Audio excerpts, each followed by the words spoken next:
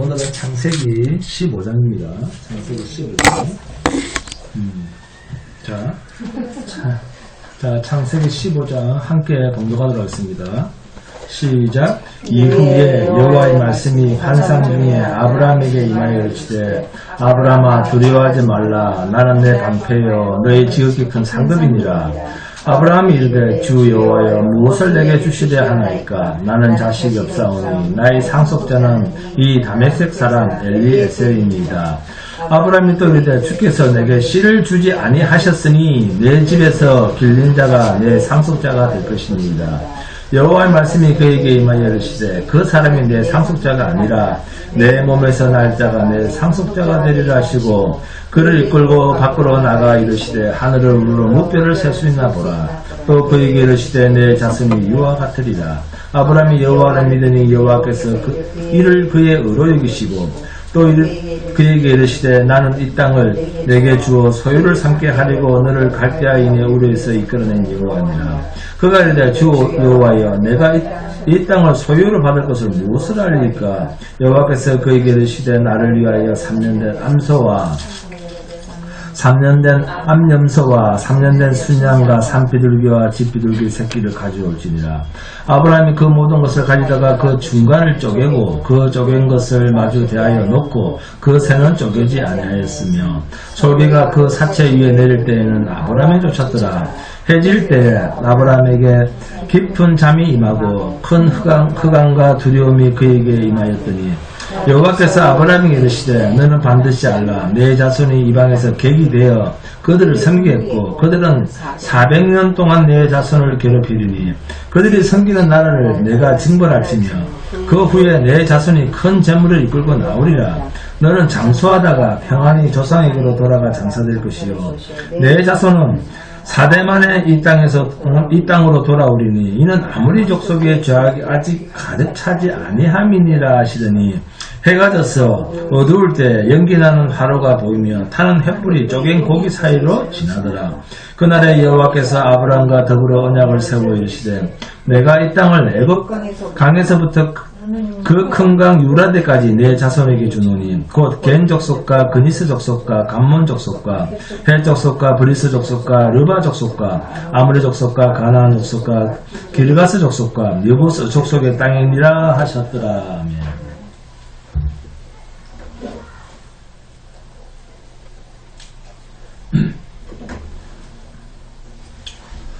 자, 본문 1절에 자, 맨 앞에 어떤 말이 나옵니까? 네? 본문 1절 맨 앞에 이후에 여기에 줄을 긋습니다. 이후에. 자, 여기서 이후에 무슨 뜻입니까? 롯과 아브라함이 갈라서고 난 뒤에 롯이 사는 소돔 고모라 성에 전쟁이 일어나서 롯이 자기 가족과 함께 포로가 되어서 잡혀가는데 아브라함이 자기 집에서 기른 군사 318명을 데리고 가서 그들을 공격했는데 하나님께서 이기게 하심으로 승리하고 돌아온 그 사건에서 하나님께서 아브라함으로 하여금 이기게 하셨다라는 그 정표로서 멜기세덱이 등장하고 아브라함은 이 살렘왕 멜기세덱을 만나는 사건 속에서 아브라함이 굉장한 인식 전환이 일어나게 됩니다. 그게 뭐였습니까? 11조에 대한 얘기였습니다. 11조의 개념 속에서 아브라함은 하나님께서 나를 지켜주시는 분이시구나, 하나님께서 나를 죽음에서 건져주시는 분이시구나 하는 것을 새롭게 인식하게 됩니다. 하나님이 약속하신 가나안 땅에 기근이 들어 양식이 없어서 애굽으로 가서 자기 아내를 누이라고 했다가 애굽 땅에서 혼쭐이 난 그 정도 수준이 아니고 무려 4개 나라가 연합해서 소돔 고모라 성을 침략했는데 이때 5개 나라가 철저하게 짓밟힘을 당하죠. 그렇게 짓밟고 승리해서 올라간 그돌라오멜의 4개국 연합 군대를 기껏 아브라함이 집에서 기르고 훈련시킨 개인 경호원 수준 정도의 318명을 데리고 가서 당당하게 싸워서 승리하고 돌아올 때 살렘왕 멜기세덱이 길을 막아서서 내가 이긴 것은 너의 힘이 아니야, 하나님께서 너를 이기게 하셨다라는 말씀을 전하죠. 그때 아브라함이 살렘왕 멜기세덱의 말에 아멘으로 화답한 것이 11조 사건이었습니다. 자기가 가지고 내려온 모든 재물 중에 10분의 1을 살렘왕에게 드리면서 하나님께서 나를 이기게 하셨습니다. 라는 증표로서 11절을 드렸습니다.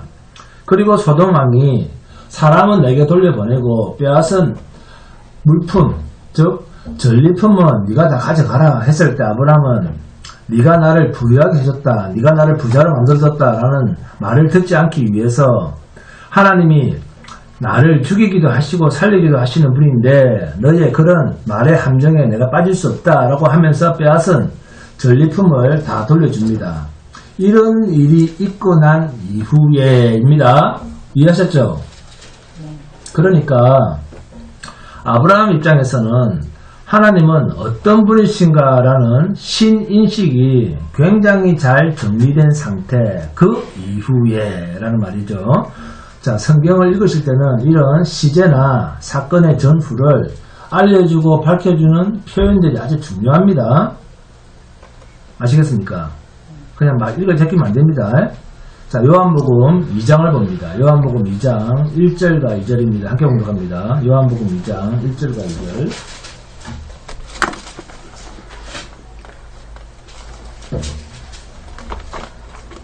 요한복음 2장 1절과 2절 시작. 사흘째 되던 날 갈릴리 가나에 혼례가 있어 예수의 어머니도 거기 계시고 예수와 그 제 아들도 혼례의 전함을 받았더니, 자 여기 1절 맨 앞에 보세요. 어떤 날? 사흘째 되던 날. 자, 이런 말이 나오면 그러면 성경 어디까지 되돌아봐야 됩니까? 앞에 이틀 동안 주님은 무슨 일을 하셨는가, 이틀 동안에 무슨 일이 있었는지 이걸 봐야 제대로 된 성경의 흐름을 알 수가 있겠죠. 그러면 본문 다시 창세기 15장 1절 맨 앞에 이후에, 자 이후에란 뭡니까?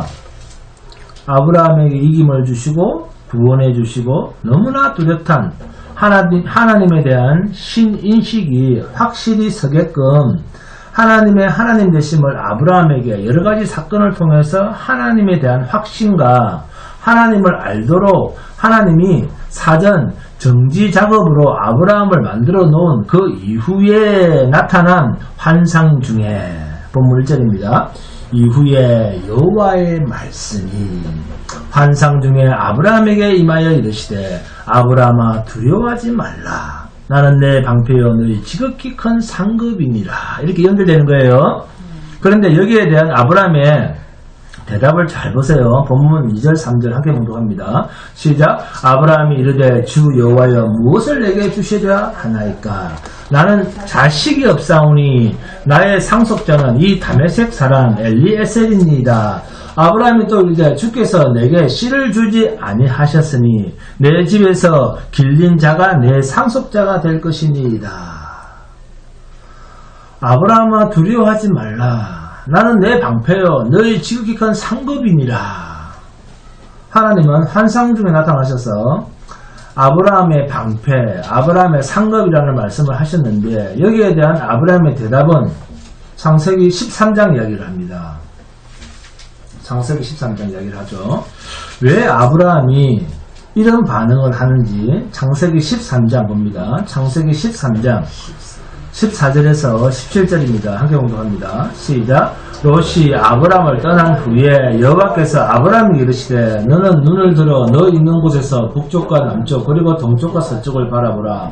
보이는 땅을 내가 너와 내 자손에게 주리니 영원히 이르리라. 내가 내 자손이 땅의 티끌 같게 하리니 사람이 땅의 티끌을 능히 셀 수 있을진데 내 자손도 세리라.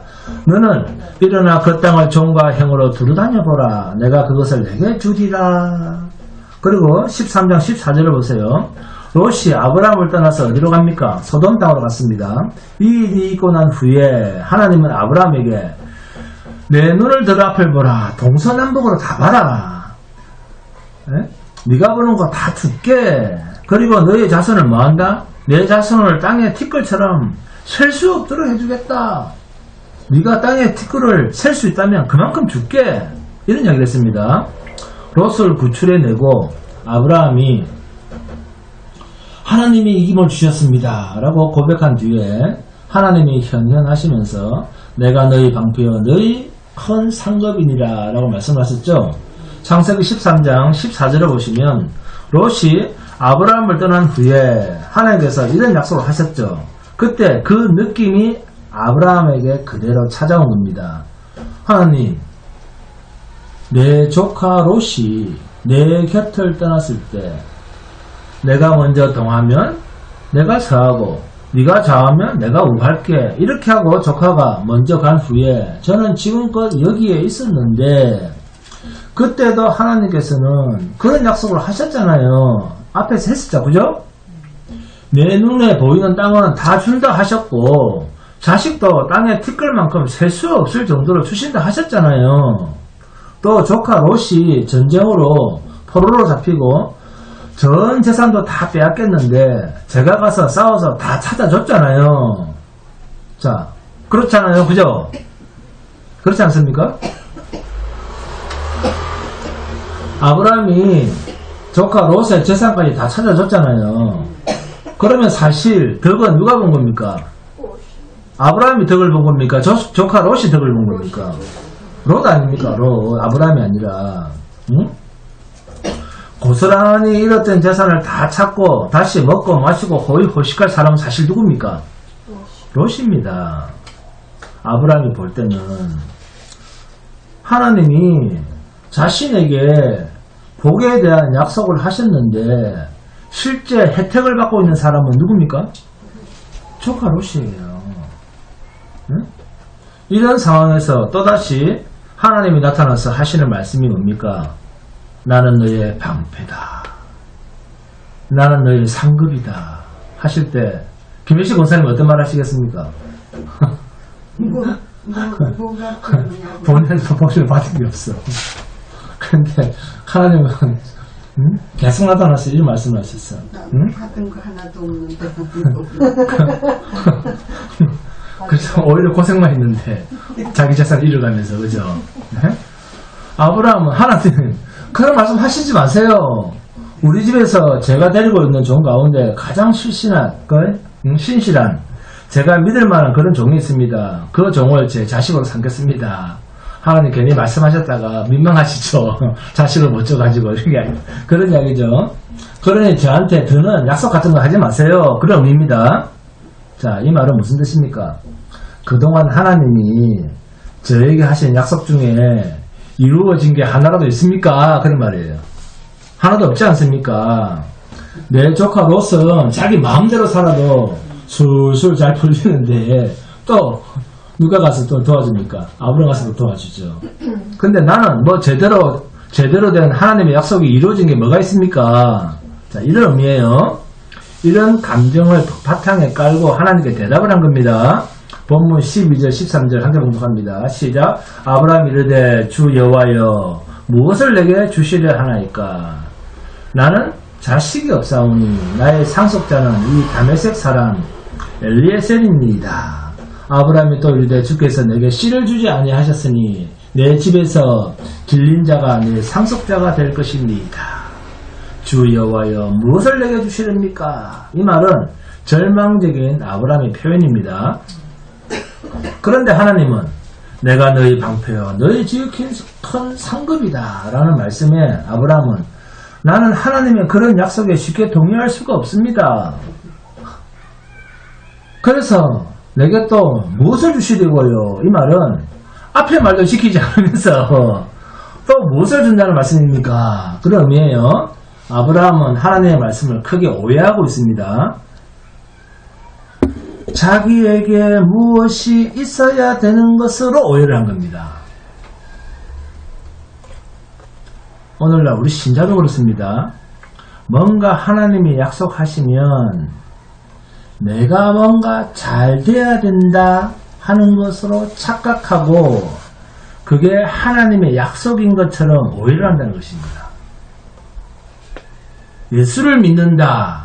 자, 교회를 다닌다. 예수를 믿는다. 여기에 항상 따라붙는 수식어가 뭡니까?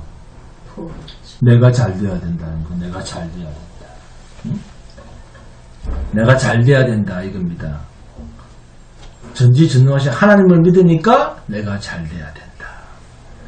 여러분, 만약에 이후에라는 자, 여기까지 여기까지 아브라함에게 지금 아브라함한테 자식이 없죠. 그런데 만약에 자식이 생겼다고 한다면, 그리고 자식 몇을 낳았다면, 하나님이 이상 중에 자식을 다 낳고 나서 며칠이라도 낳고 나서 하나님이 이상 중에 나타났다면 아브라함이 무슨 말 하겠습니까? 또 뭔가를 더 주시려고요? 아멘 할렐루야, 네, 감사합니다 했을 겁니다. 그런데 여러분, 하나님께서 우리에게 말씀하시는 그 말씀은 인간의 육의 경험으로는 답이 되지 않는 그런 것들입니다. 그러니까 처음부터 하나님은 눈에 보이는 세상 것으로는 접근 자체를 하시지 않습니다. 이해하셨죠? 그러니까 피조물 인간으로서는 하나님이 약속을 해도 오리무중인 거예요. 믿음으로 보지 않는 한 받아들일 수 없는 것들입니다. 믿음으로 깨달아지지 않는 한 하나님의 약속은 믿어지지 않는 것 투성입니다. 이게 하나님께서 우리에게 찾아오셔서 약속하신 것들이에요. 자, 세상에 있는 것이다 아니다. 세상에 있는 것이 아니랍니다. 아니라는 거예요. 그렇기 때문에 아브라함이 오해를 해서 본문 2절 3절처럼 하나님의 말씀을 받아친 겁니다. 이게 믿음의 조상 아브라함의 믿음의 처음 모습입니다. 우리가 교회 다닐 때 우리의 처음 모습이랑 똑같지 않습니까? 네? 그래서 하나님께서 아브라함을 지키지 않으시면 아브라함은 아무짝에도 쓸모없는 존재라는 겁니다. 즉 하나님께서 저와 여러분을 지키지 않으시면 우리도 아무짝에도 쓸모없는 존재입니다. 그러니까 아브라함은 하나님께서 나는 너희 방패여 너희 큰 상급이니라 하셨을 때 그 말씀이 마치 눈에 보이는 많은 것들을 주심으로 세상에서 내가 힘이 있는 자가 될 것이다, 이런 생각으로 오해를 해서 그런 말을 했다는 겁니다. 그래서 무엇을 또 내게 주시렵니까? 전에 하신 약속도 하나도 안 지켰잖아요. 주신 게 없잖아요. 그런 의미입니다. 여러분, 하나님과 우리는 항상 어떤 관계입니까? 이런 신인식이 부족하다는 거예요. 자, 하나님과 우리는 어떤 관계입니까? 김지숙 검사님, 어떤 관계예요?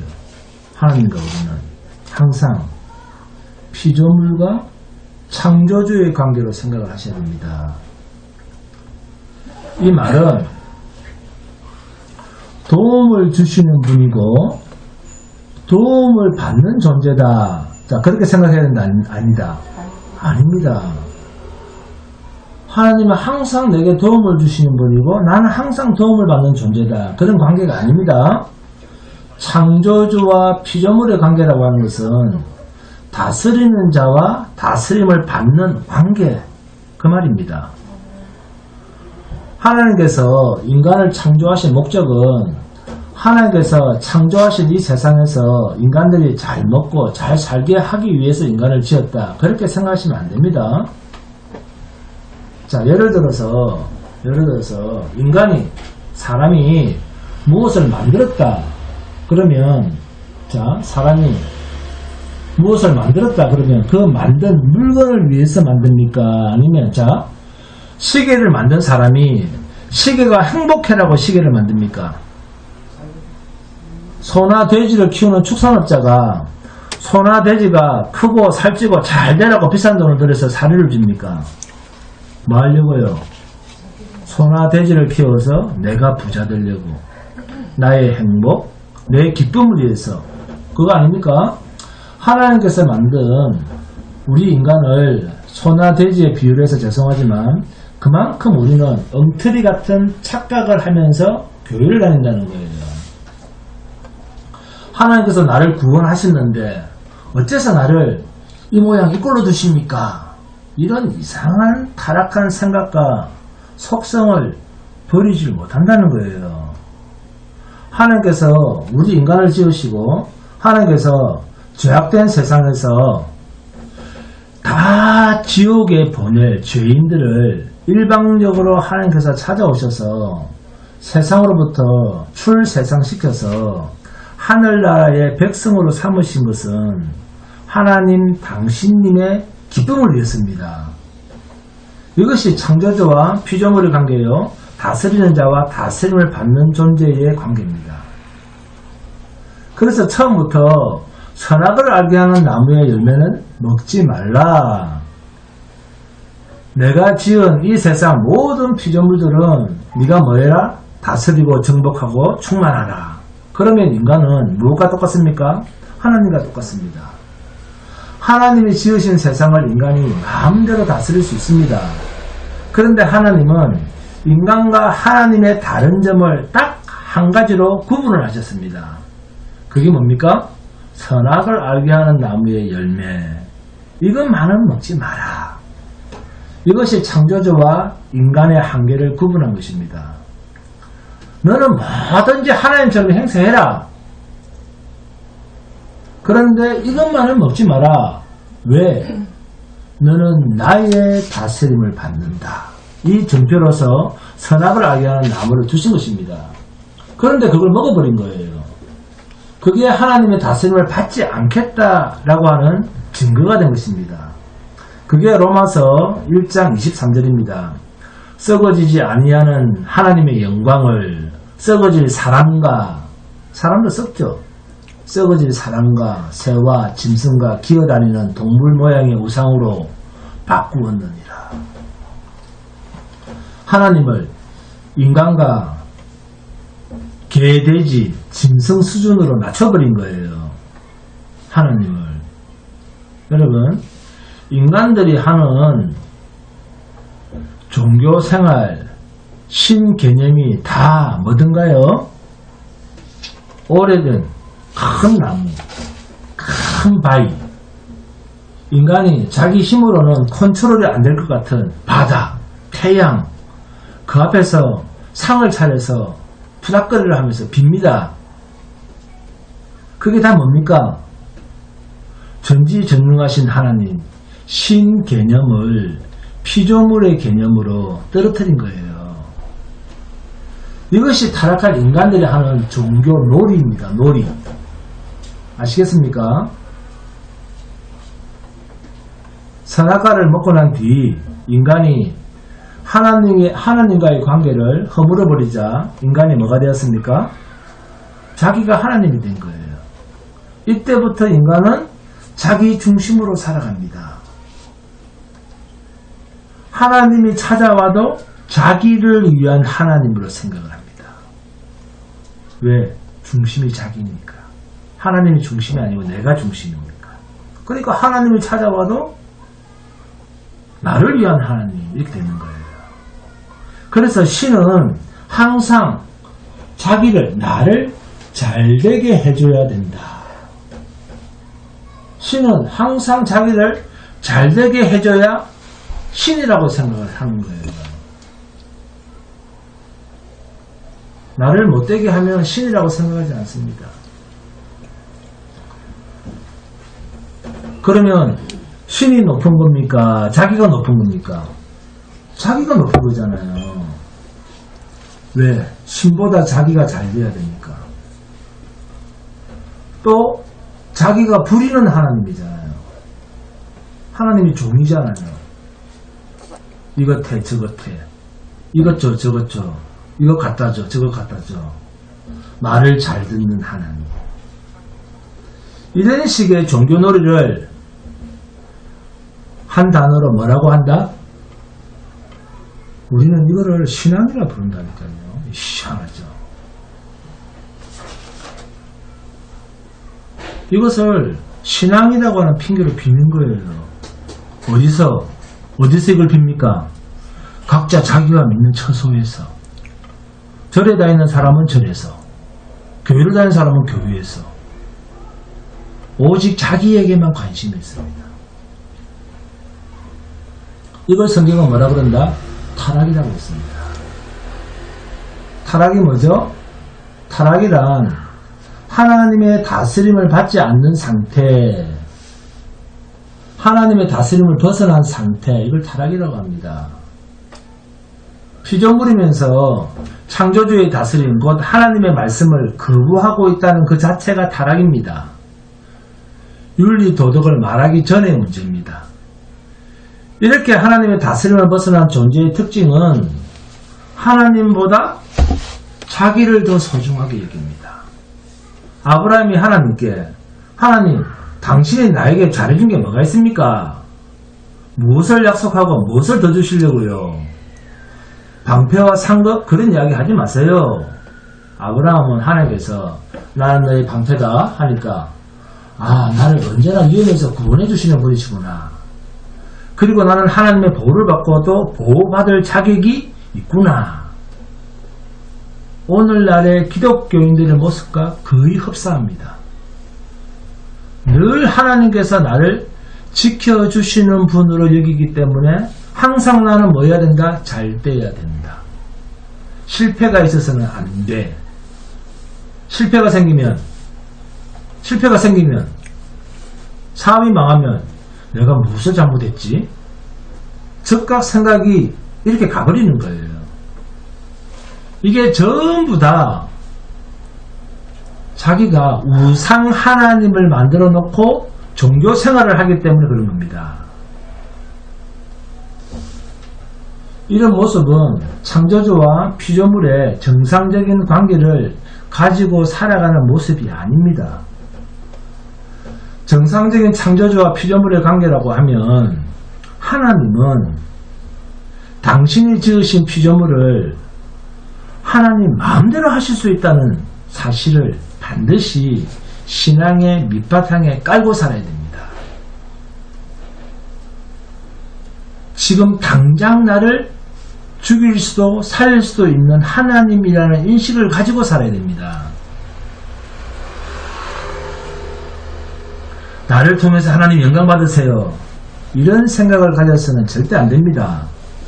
그런데 우리는 정반대입니다. 내가 하나님을 믿으니까 세상에서 내가 누구보다도 잘된 모습으로 사라져야 돼. 이런 생각을 하니까 하나님을 창조주 하나님으로 모시지 못하고 자기의 요구대로 하나님을 우상 하나님으로 만들어 놓고 교회를 다니는 거예요. 교회에서 부르는 하나님이 다 어떤 하나님입니까? 우상 하나님을 부르는 거예요. 참 하나님을 부르는 게 아니에요. 지금 내 모습 이대로가 하나님의 일하심에 탁월한 결과물이다. 이런 생각이 아니라 지금 이 꼬라지는 내가 뭔가를 잘못했든지 내가 하나님께 뭔가를 밉보인 게 있구나. 밉보였구나. 내가 하나님께 잘 보이기만 하면 나는 대단한 사람이 될 거야. 죄송하지만 그런 생각들은 불신자들이나 기타 종교인들을 생각하는 하나님상입니다. 교회를 수십 년을 다녀도 늘 이 정도 수준이다 보니까 하나님 도와주십시오. 하나님 내 남편, 하나님 내 자식, 하나님 내 아내, 하나님 우리 교회, 하나님 우리 집 이렇게 해주시고 저렇게 해주시고 늘 요구사항이 많은 거예요. 왜요? 자기가 그려놓은 대로 하나님이 해주셔야 되는 거니까. 이것은 창조주와 피조물의 관계, 다스리는 자와 다스림을 받는 자의 관계가 아니라니까요. 자, 본문 4절에서 6절 함께 봉독합니다.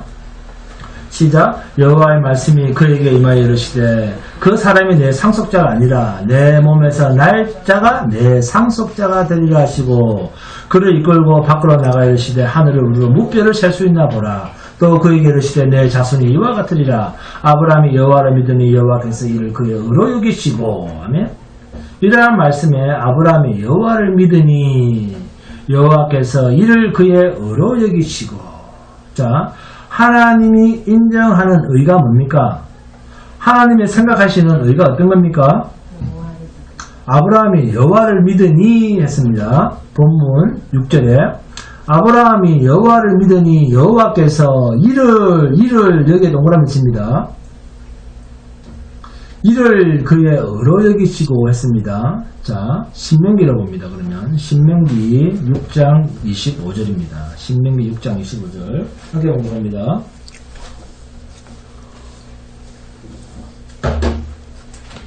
신명기 6장 25절 시작. 우리가 그 명령하신 대로 이 모든 명령을 우리 하나님 여호와 앞에서 삼가 지키면 그것이 곧 우리의 의로움이니라 할지니라. 아멘. 하나님께서 의롭다 하시는 기준을 뭡니까?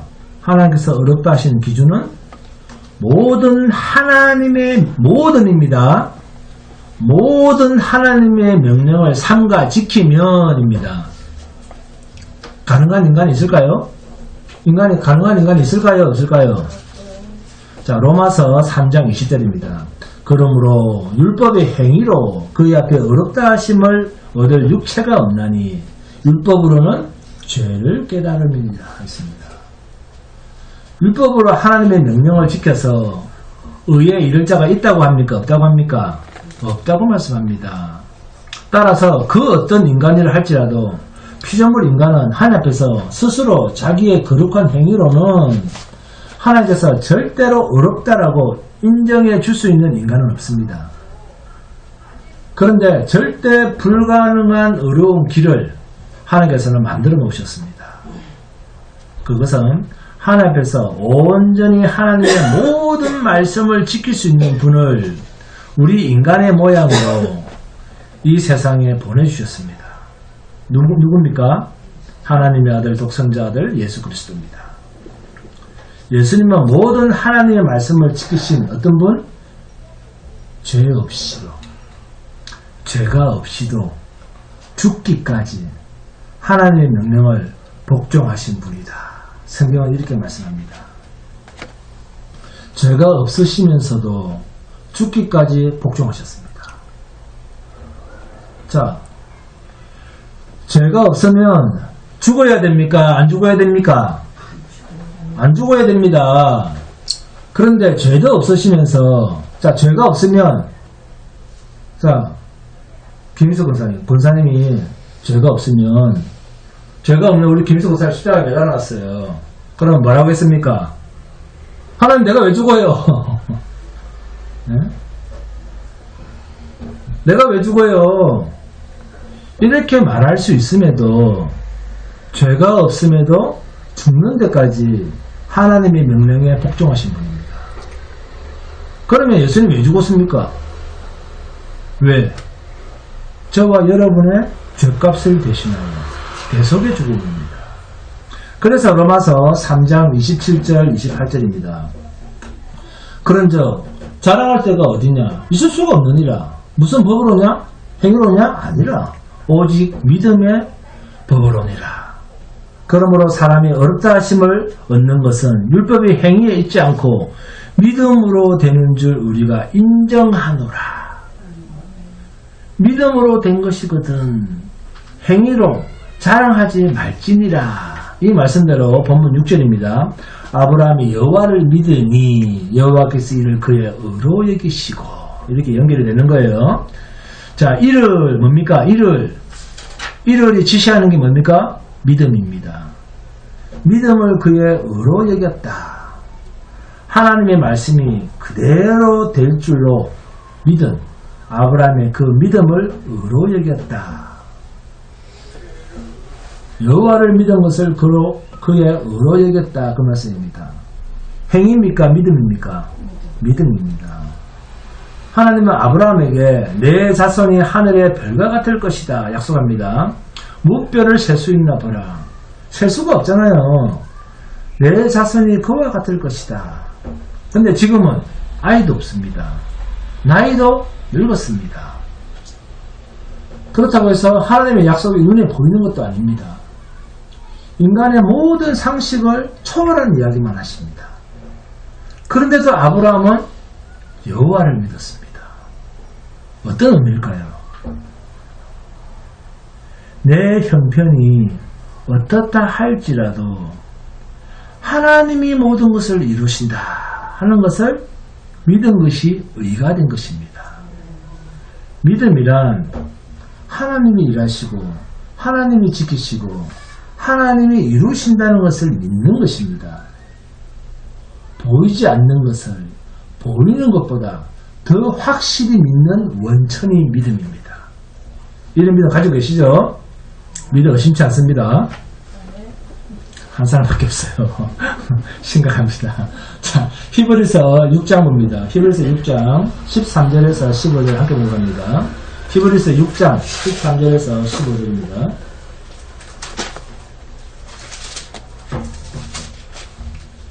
히브리서 6장 13절에서 15절 시작.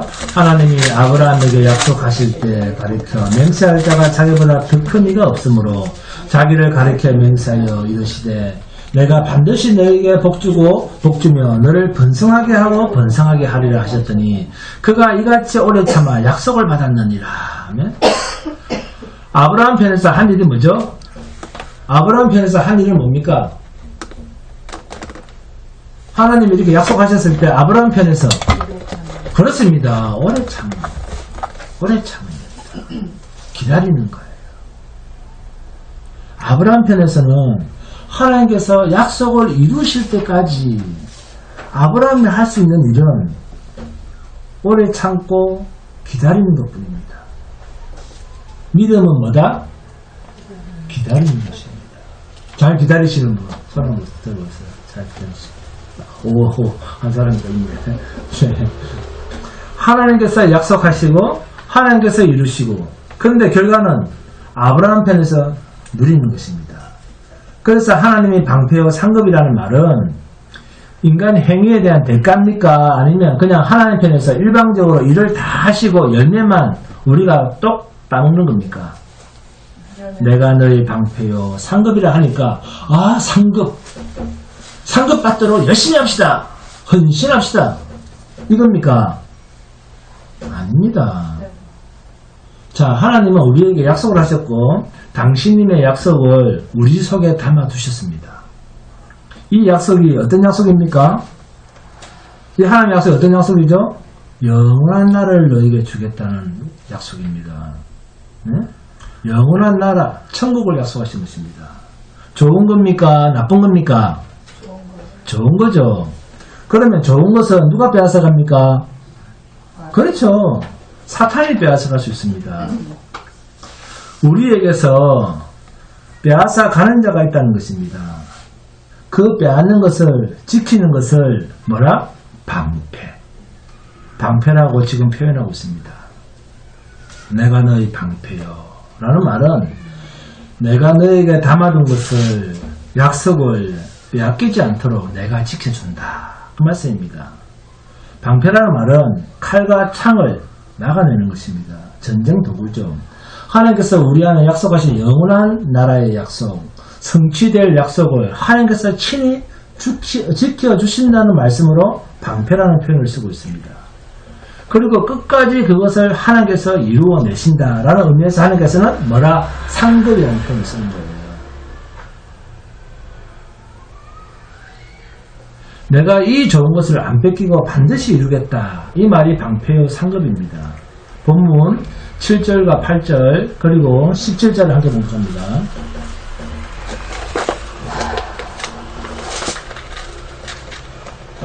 본문 7절 8절 그리고 17절입니다. 시작. 또 그에게 이르시되 나는 이 땅을 내게 주어 소유를 삼게 하려고 너를 갈대아인의 우리에서 이끌어낸 여호와니라. 그가 이르되 주 여호와여 내가 이 땅을 소유로 받을 것을 무엇으로 알리까? 해가 져서 17절입니다. 해가 져서 어두울 때 연기나는 화로가 보이며 타는 횃불이 쪼갠 고기 사이로 지나더라. 여기에 대한 말씀이 히브리서 6장 13절에서 20절에 나옵니다. 자, 그 중에 19절 20절입니다.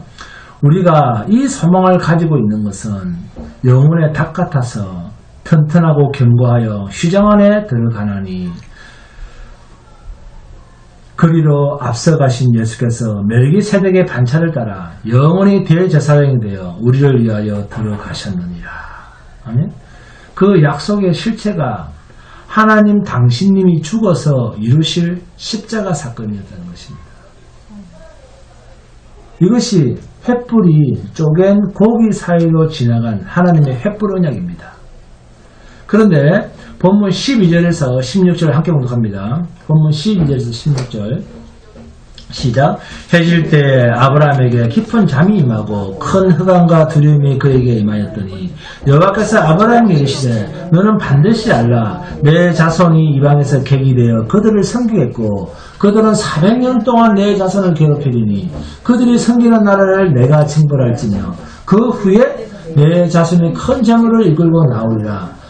너는 장수하다가 평안의 조상에게로 돌아가 장사될 것이요 내 자손은 4대 만에 이 땅에서 돌아오리니 이 땅으로 돌아오리니 이는 아모리 족속의 죄악이 아직 가득 차지 아니함이니라 하시더니. 아멘. 이 말씀을 우리에게 적용을 하면 어떻습니까? 이 말씀을 우리에게 적용을 하면 말세죠. 말세. 아모리 족속의 죄악이 아직 가득 차지 아니하였기 때문에 말세입니다. 아모리 족속의 죄악이 아직 가득 차지 아니했기 때문에 우리가 아직 살아있는 것입니다. 이 땅에 있는 것입니다. 하나님께서는 아브라함에게 가나안 땅을 약속하셨죠. 그런데 성취는 그 땅을 받기에는 성취는 상당한 기간이 필요할 것임을 말씀합니다. 우선 아브라함의 후손이 이방에 가서 400년 동안 종살이를 하다가 올 것이다 이렇게 말씀합니다. 실컷 고생을 하고 400년 얼마나 깁니까? 실컷 고생을 하고 괴로움을 당하다가 나온다는 거예요. 근데 하나님께서 그 이방을 치실 때 많은 재물을 가지고 나올 것이다 이런 말씀까지 하십니다. 여러분 재물이 필요한 게 아니라 왜 하나님의 백성이 그냥 가나에서 그냥 먹고 살면 되는데 왜 하나님의 백성이 이방에 가서 400년간이나 죽을 고생을 하고 괴로움을 당해야 될까요? 네?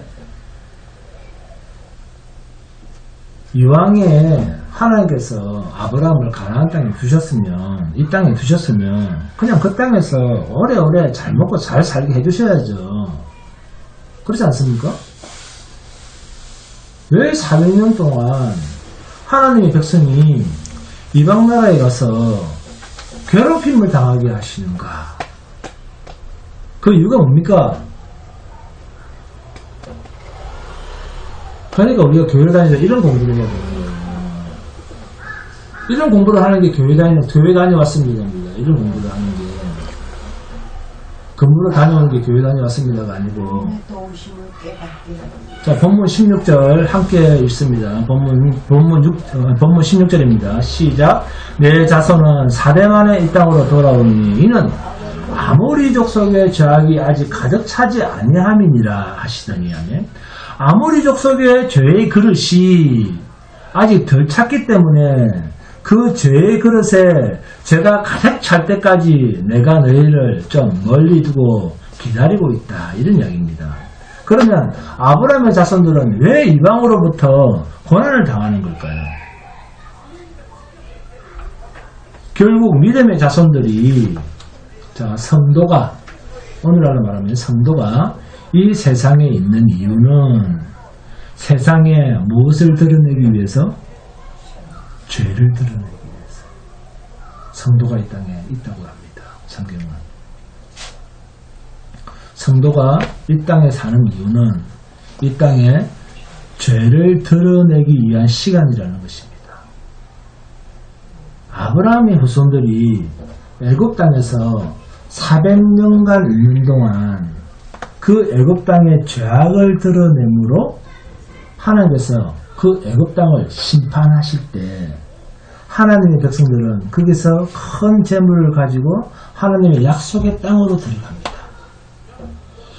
하나님의 백성이 세상으로부터 괴롭힘을 당하는 것이 하나님께서 세상을 죄로 심판하시는 증거물로 삼겠다는 겁니다.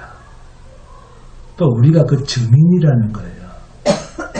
세상은 악한 곳입니다 하는 증인이라는 거예요. 우리가 하나님의 백성을 괴롭히는 것이 하나님에 대한 원수로 하나님은 판결하시겠다는 것입니다.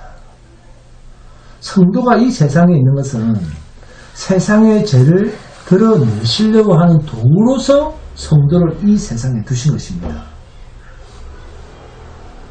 이해하셨습니까? 내가 보기에 죄악이 이렇게나 꽉 찬 세상인데 그런데도 주님이 어제 안 오셨기 때문에 자, 오늘 주님이 오실까요? 안 오실까요? 네? 모릅니까? 어제 주님이 안 오셨기 때문에 오늘 안 오셨기 때문에 내일은요? 내일도 안 오시겠지. 내일도 안 오시겠지. 그게 아니라 어제와 오늘 안 오셨기 때문에 내일은 반드시 주님이 오실 수 있다. 자, 이런 신앙 갖고 계시면 손 한번 들어보세요. 왜 또 손 안 듭니까? 내일은 반드시 주님이 오실 수 있다. 이것이 재림의 주님을 기다리는 성도의 마음이어야 됩니다. 그러면 여러분, 어려우신 주님께서 오실 때 심판의 기준이 뭘까요? 세상에 대한 죄악입니다. 그럼 세상의 죄악은 뭡니까? 하나님의 백성에 대한 괴롭힘입니다. 그게 심판의 증거물입니다. 그러면 성도는 이 말세에 어떤 모습으로 살아가야 될까요? 성도는 세상으로부터 핍박받고 미움받고 괴롭힘을 당하는 것으로 마치 주님이 계실 때 세상으로부터 핍박받고 죽임당한 그 모습처럼 성도의 삶도 세상에서 주님과 같은 그런 삶입니다. 아모리 족속의 죄악이 아직 가득 차지 아니함이니라. 아직 세상의 죄가 가득 차지 않았기 때문에 심판의 주님이 아직 오시지 않는 것입니다. 그렇다면 우리가 더욱더 괴롭힘을 받고 그래야지 주님이 빨리 오실 거 아닙니까? 그죠? 괴로운 일 생기면 울지 말고 즐거워하고. 김혜식 원사님, 딸이 막 내 머리 흔들면 더욱더 기뻐하면서 더욱더 괴롭힘을 받고 죽도록 인내하고서 그렇습니다. 그렇게 사는 거예요. 네. 또 더 괴롭힘을 받고 눌림을 받을 때 세상에 제가 더 가득 찼을 때 그러면 머리 막 흔들면 어떤 느낌을 받아야 됩니까? 어떤 생각을 해야 됩니까? 김혜수 원사님. 아, 주님이 오늘은 오시겠구나. 네? 아멘. 아, 주님이 이제는 오시겠구나. 이렇게 생각을 해야 옳지 않겠습니까? 할렐루야. 한 사람밖에 없는 계속했어요. 네. 세상에 악이 가득 찼을 때 주님이 오십니다.